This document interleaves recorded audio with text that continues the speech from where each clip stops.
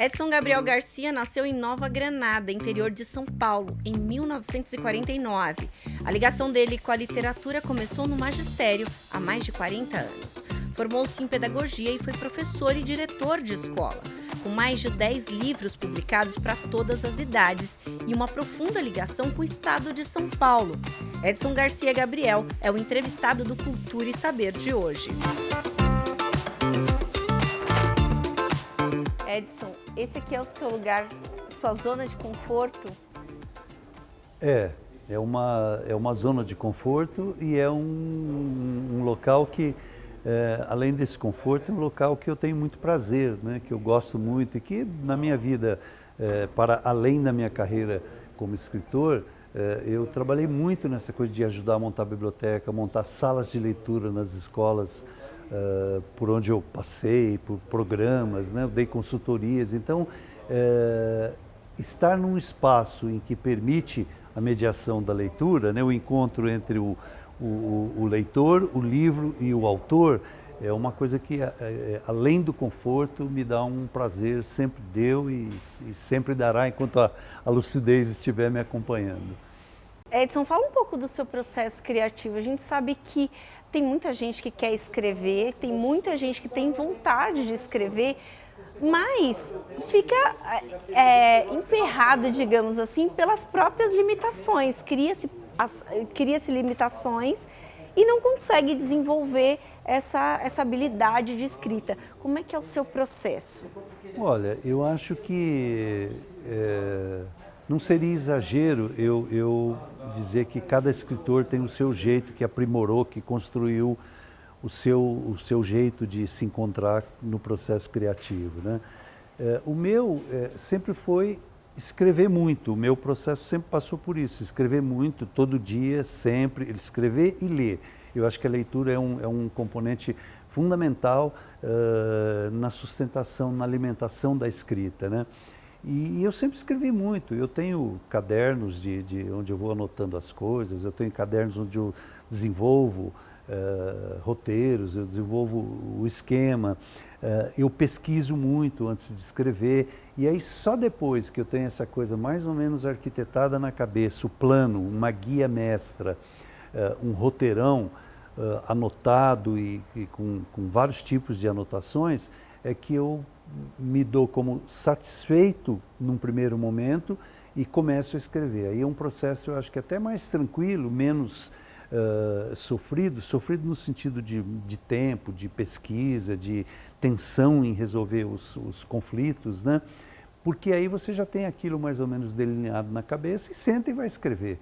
E hoje, escrevendo em computador, o processo é um processo muito mais limpo do que quando eu comecei há 40 anos atrás, né, com aquelas máquinas de datilografia que, para você bater o dedo na tecla, para a tecla ir ao papel, era quase que você tinha que colocar um tijolo ali para pá, pá. E hoje o computador é uma coisa extremamente facilitadora, limpa, tranquila, né? Mas isso não tira a necessidade da criatividade do processo de construção. E o meu processo é mais ou menos esse, eu tenho uma ideia, às vezes eu fico meses com a ideia na cabeça.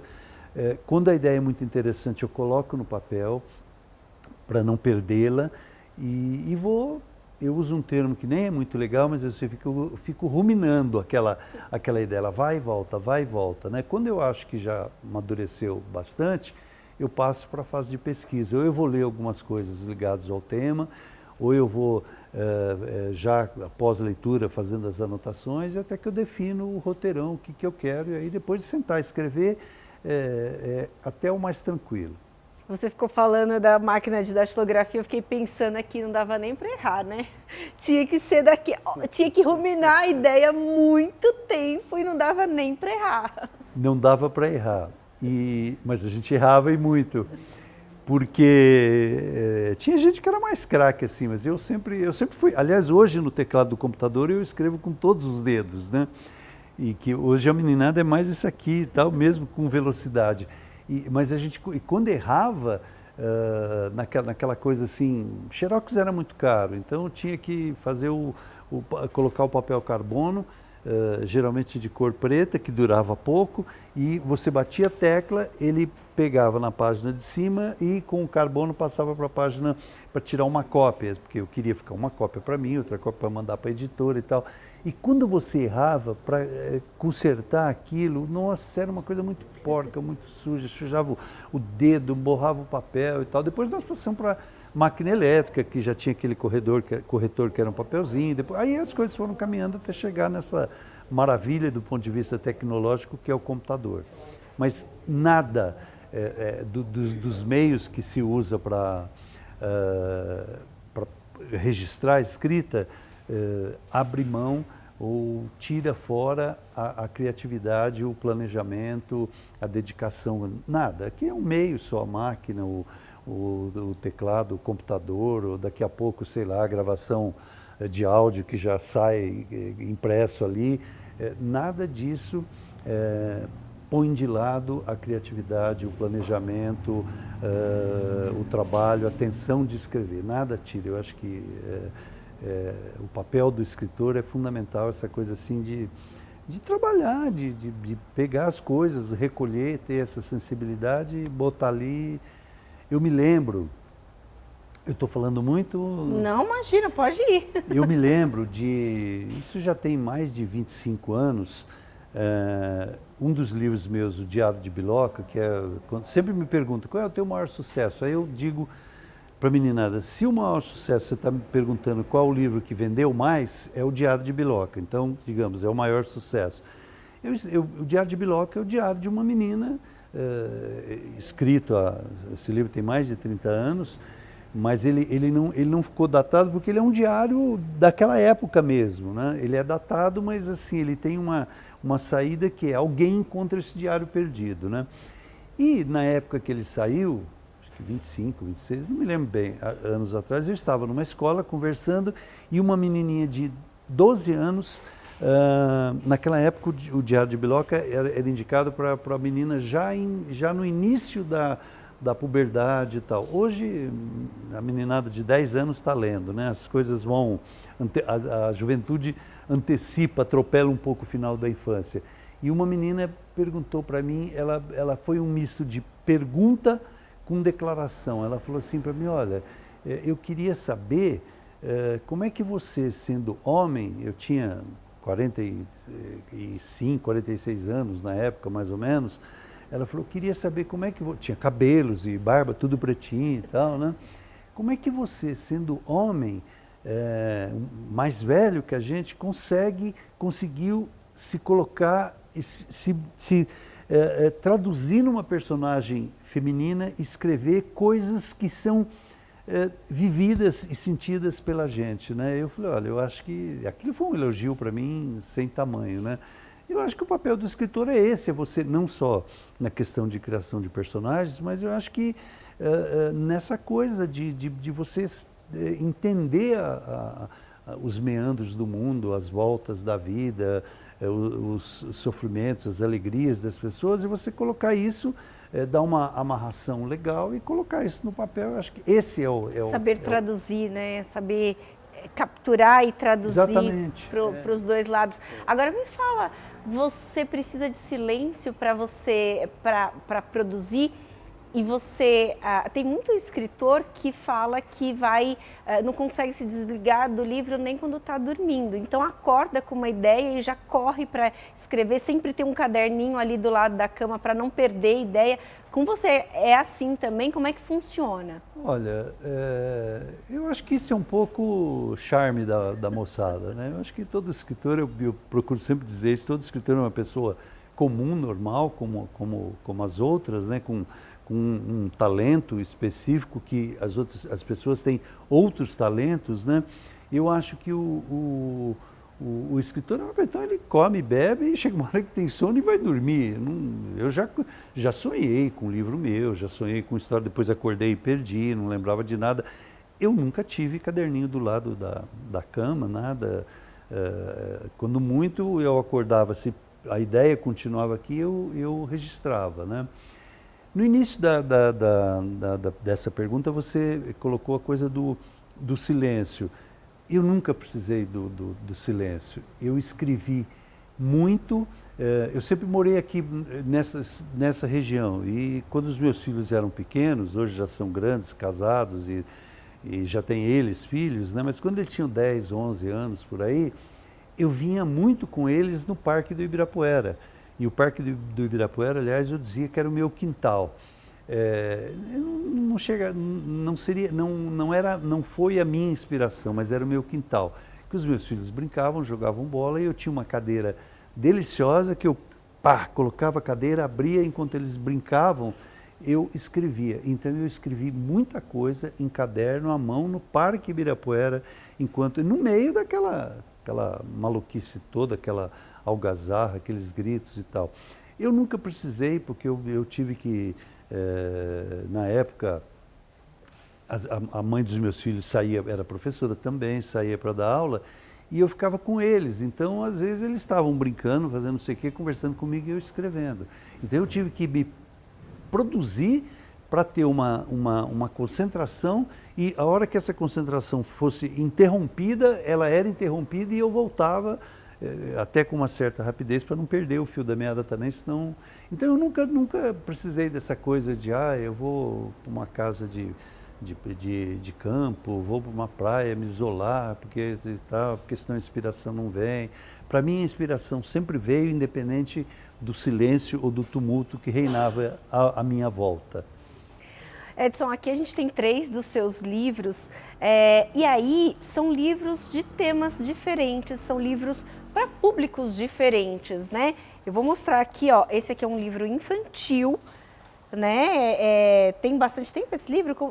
Conta um pouco da história dele. Então, A História da Bolinha Curiosa, ele é um livro que inicialmente ele foi concebido para ser infantil, mas ele é um livro infantil que se abre para qualquer leitor, porque no fundo ele está contando a história de uma bolinha curiosa e mostrando que a curiosidade na vida de todo mundo determina caminhos para você aprender as coisas, né? Então ele é um livro, digamos assim, falsamente infantil, ou infantil com pretensões para todos os públicos, né? Um livro que eu gosto muito do texto dele, e ele ficou um tempão foi editado uma vez, depois ele ficou com um buraco, eu deixei ele quieto lá, aí algumas pessoas, mas você não vai reeditar, e aí eu reeditei, e ele aparece de volta, ele já tem 1 ano e pouco de reedição, e é um livro que tem caminhos diferentes, ele tanto está em escolas, como ele está na mão de psicopedagogo, de psicólogo, de formador, que usam essa coisa da curiosidade para falar, olha, a vida está aí aberta, vamos ser curiosos, não no sentido de ficar bisbilhotando, mas de buscar, de entender as coisas, né? O outro livro que a gente tem aqui é Quanto Vale uma Vida, que fala de um tema muito importante, que é o bullying, né? Que é um tema muito recorrente hoje nas escolas e que ele serve realmente de ponto de apoio para muitos educadores. Fala um pouco desse livro, porque a história dele, como a gente estava conversando antes, me parece que fica atemporal mesmo, né? Então, o Quanto Vale uma Vida tem o processo de produção dele é interessante, né? Eu fiquei durante algum tempo, porque esse livro já tem uns 10, 11 anos que foi publicado e ele continua com edições, tiragens sucessivas, porque ele continua sendo adotado e lido. A coisa de um mês atrás eu estive em 2 escolas discutindo, desse ano agora, né, discutindo o livro, ele continua atualíssimo, porque infelizmente o bullying continua presente e parece que agora que a gente fala e denuncia, mais presente ainda, né? Mas eu passei um tempo levantando o material, lendo revistas, vendo o que se fala do bullying, a origem do bullying, por que o bullying acontece, quais são os encenadores da ação do bullying, né? O agressor, a vítima e o espectador, o que fazer quando você detecta, de quem é a responsabilidade de todo mundo, dos adultos mais. Então eu fiquei pesquisando um tempão e quando eu sentei eu escrevi o livro acho que em menos de 2 meses. E eu falo assim, menos de 2 meses, porque eu sempre trabalhei em outras coisas, então não é que 2 meses em que eu ficava 8, 9, 10 horas por dia escrevendo. Não, era quando dava, eu pimba ia lá e escrevia, né? Então ele passou por esse processo maior de pesquisa, de levantamento, e depois quando eu sentei foi vapt-vupt, né?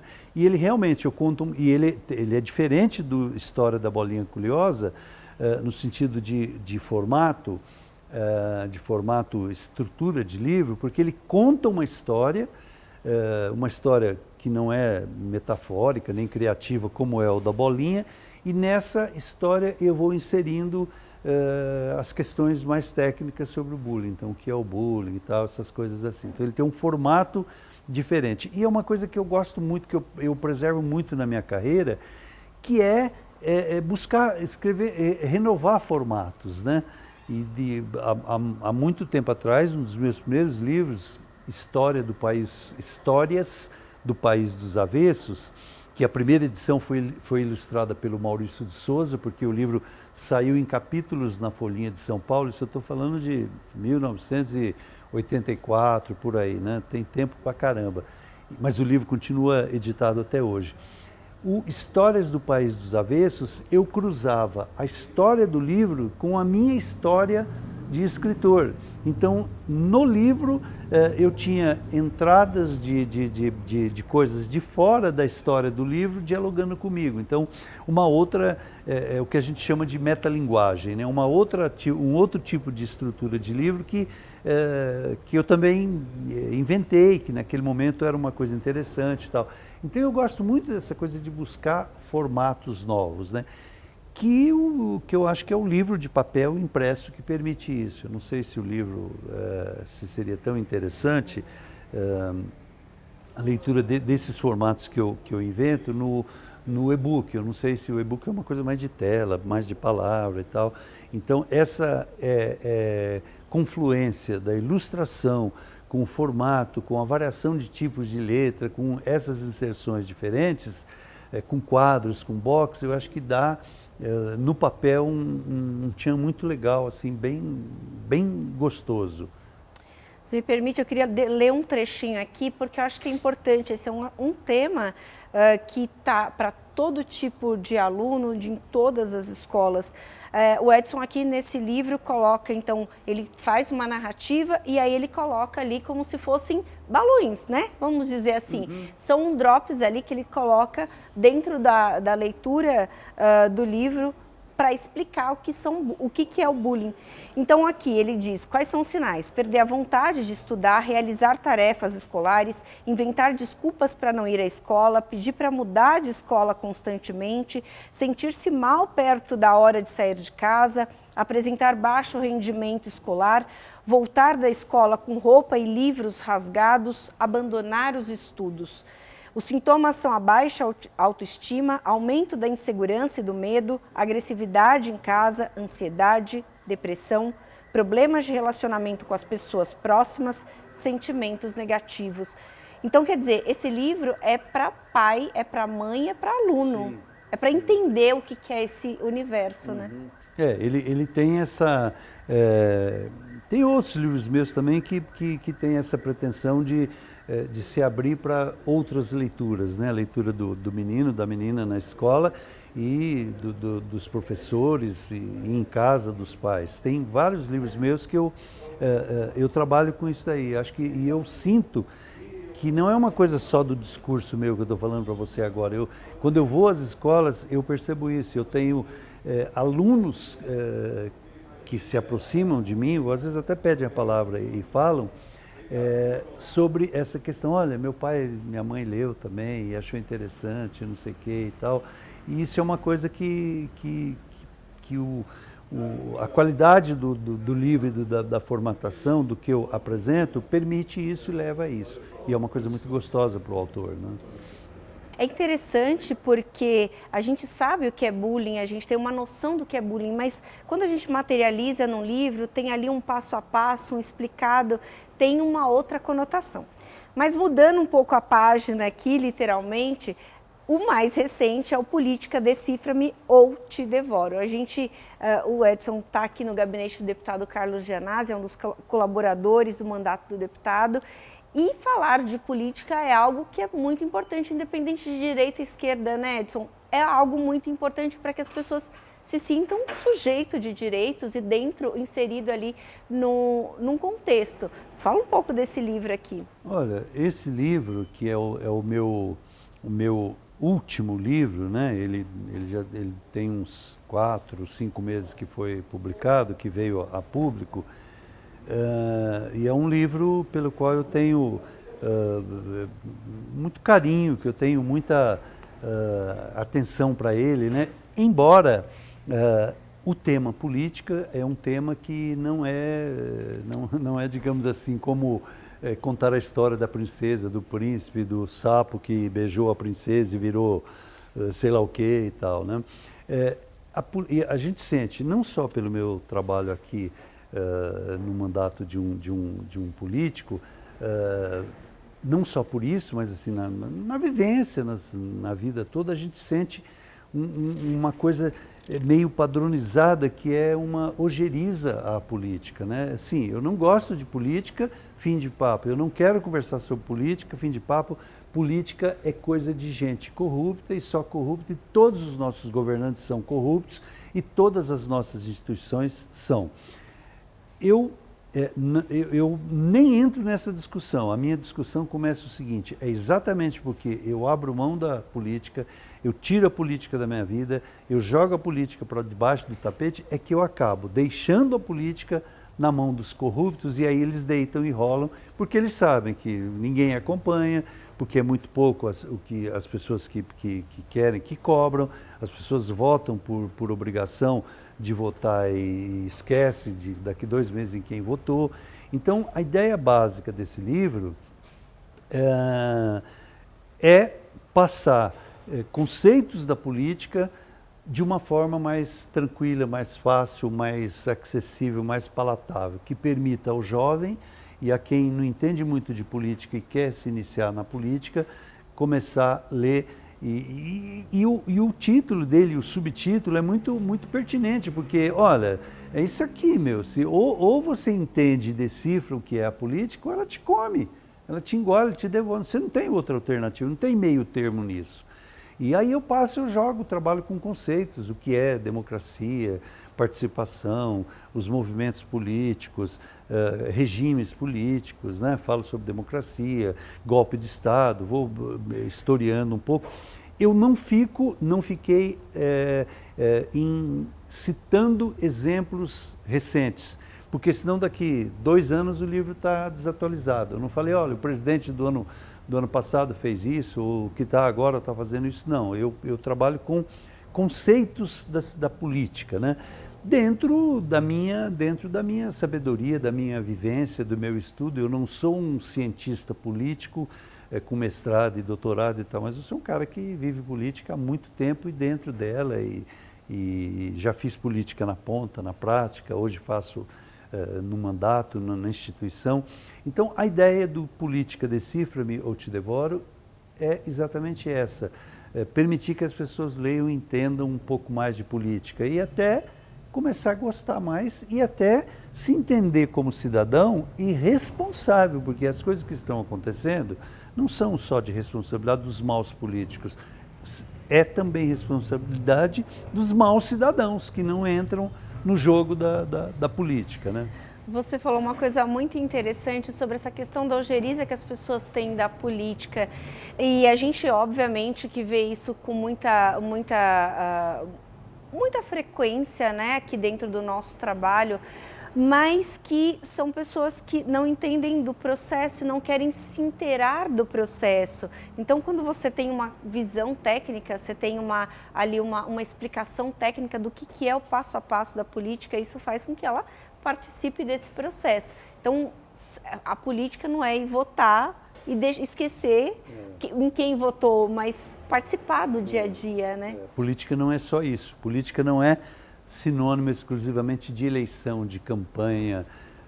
Política é um processo que começa hoje e nunca acaba, porque o tempo todo você tem movimentos da política, seja da eleição, seja de assembleia, seja de discussão, seja de projetos, seja de atos bárbaros, seja enfim, acho que política é uma coisa que ela não para muito.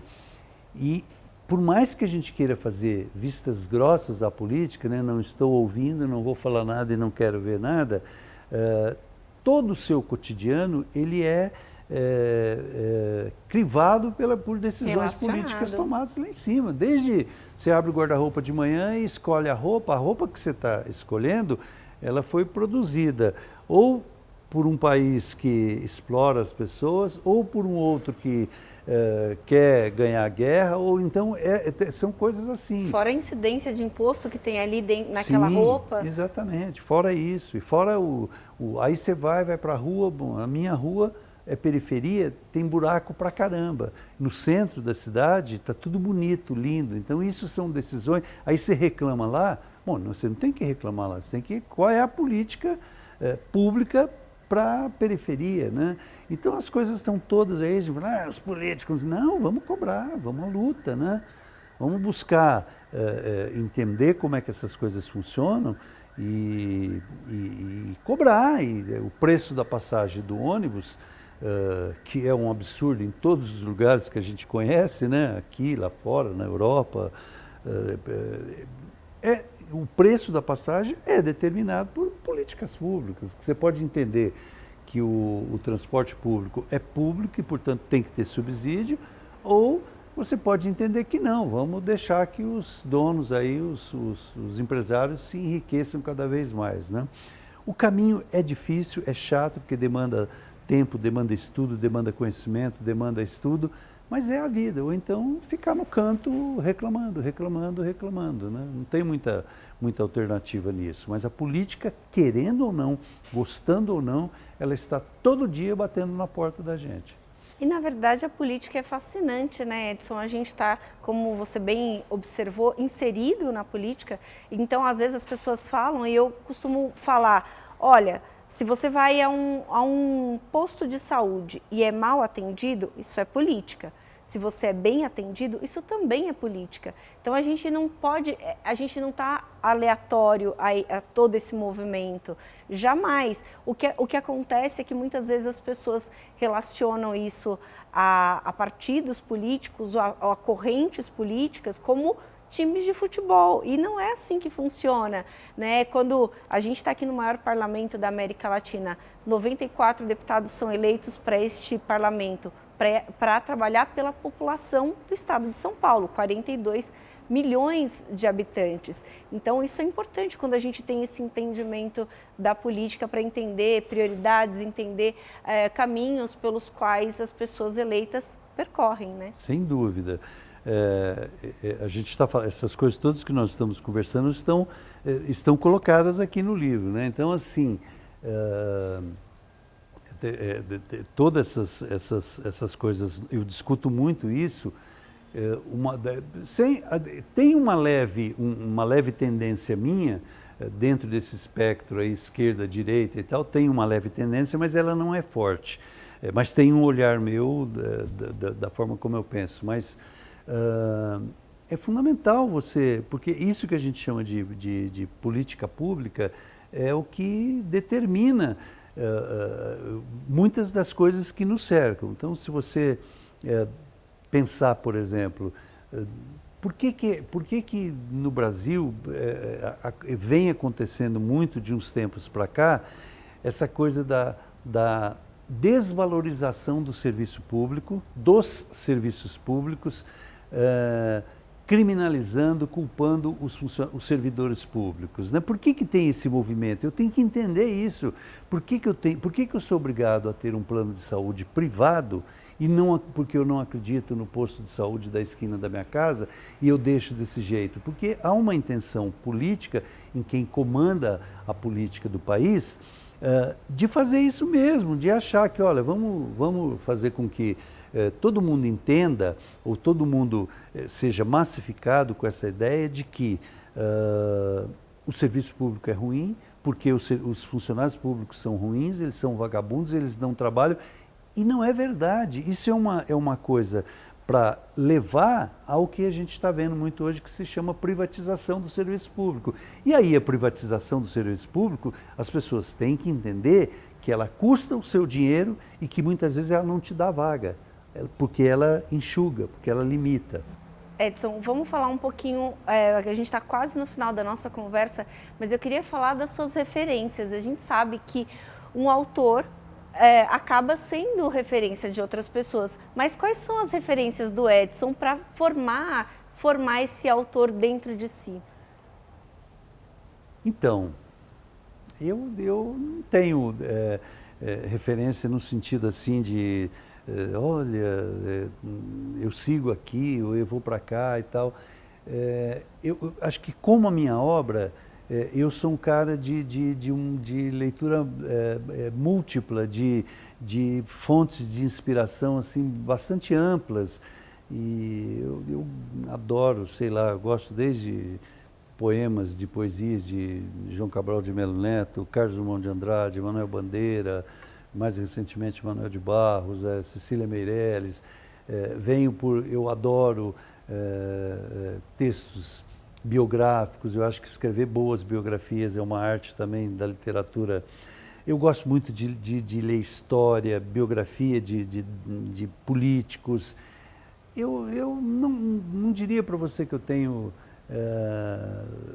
tenho referências explícitas. Eu acho que eu leio e eu mudo muito. Eu busco sempre, estou sempre procurando ler algumas coisas diferentes, imprensa, variando também. Eu brinco até que dizer que às vezes até bula de remédio me inspira, né? Então eu acho que eu tenho um pouco dessa coisa. Agora, talvez eu comecei a gostar de ler, e a gente falou pouco aqui, mas a leitura é fundamental, como escreveu Humberto Eco, né? Humberto Eco disse assim que o problema de uma pessoa que lê pouco é que ele só tem uma vida de referência, que é a sua própria, né? E aí eu leio pra caramba, e às vezes eu até me perco, mas quem será que sou eu, né? Então eu acho que essa coisa da multiplicidade de referências, elas vão compondo dentro de mim, brigando com os meus fantasmas, com os meus grilos, com as minhas anotações e tal. Mas eu tenho um pouco dessa coisa assim de leitura múltipla, que eu comecei na minha época não deu tempo, e eu já estou terminando também essa fala, que eu comecei a gostar de ler com 13, 14 anos. Antes eu não, até porque eu vim de uma família de pais analfabetos, de uma cidade que não tinha livro, biblioteca, nada, de uma escola que não tinha livros, e que eu vi livro pela primeira vez aos 11 anos que eu vi isso aqui, livro. E eu só despertei ao gosto pela leitura, que eu acho que é o componente fundamental na minha vida de escritor, quando eu li Capitães da Areia, do Jorge Amado. Eu acho que talvez, ele não é uma referência, mas ele foi a inspiração primeira para me fazer leitor. E eu acho que eu sou mais leitor do que escritor, uma postura minha. Edson, queria agradecer a sua presença aqui no nosso Cultura e Saber. Importantíssimo a gente falar e entender o universo também dos escritores, dos autores. Esse espaço que nós estamos é o espaço da Assembleia Legislativa, que é uma biblioteca aberta ao público e que você que está em casa pode nos visitar. Aliás, é super bem-vindo para nos visitar. Está aqui de segunda a sexta-feira, das 10 às 18 horas. Aí você vem na Avenida Pedro Álvares Cabral 201 e aí você pode pegar um livro. E para pegar um livro tem que trazer um documento com foto e o comprovante de endereço. Muito bom, né, Edson? Uma biblioteca pública aqui num coração financeiro aqui de São Paulo. Então, fácil acesso para todo mundo. Então, quem quer beber da fonte da literatura, está aqui.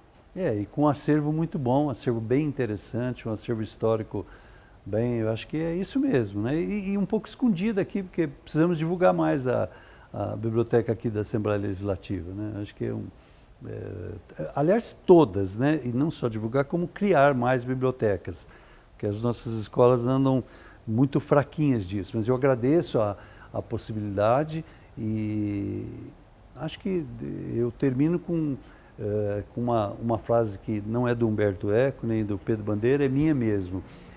Eu acho que a leitura faz de nós pessoas melhores. E é isso. Obrigado, obrigado. Muito obrigada, Edson. Obrigada a você que acompanhou o nosso bate-papo aqui. Até a próxima.